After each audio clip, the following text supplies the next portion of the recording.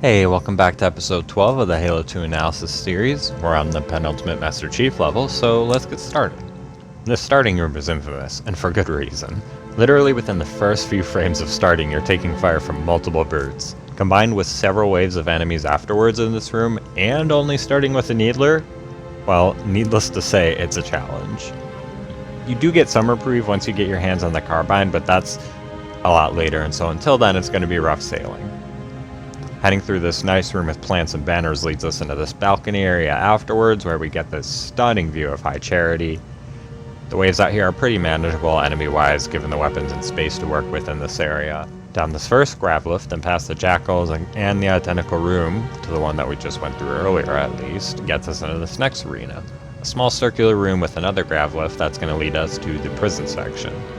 Here in the prison section, there are going to be two groups of captured Marines, each on a separate floor. We, of course, are tasked with freeing them while the Covenant sends down reinforcements through the same lifts we just used to get down. And then once having saved our pals, we head up the same way we came in, the big grav lift. Back upstairs, and the hallways get a lot more intense compared to earlier in the mission, as it becomes a three-way fight between you, the elites, and the Covenant loyalists, all fighting one another.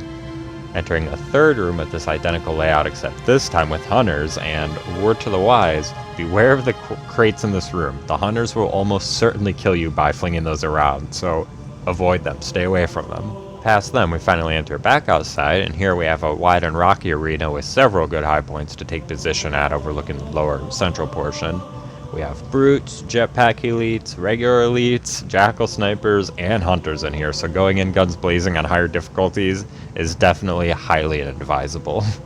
And then later on we get this pretty epic and awesome set piece of In Amber Clad roaring by and shaking the screen, now being purely inhabited by only forms of Flood, with no human life on board.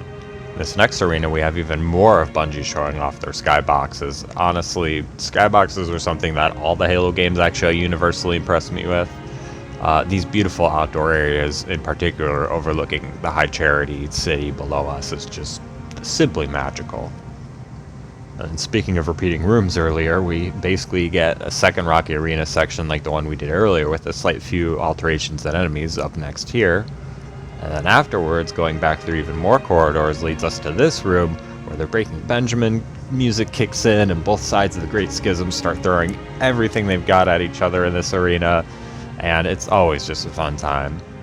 After this room of chaos, we simply defeat this guy right here at the exit and finish the level. And so yeah, that concludes Gravemind. Up next will be the Arbiter's penultimate level for episode 13. Love you all, and have a good one out there.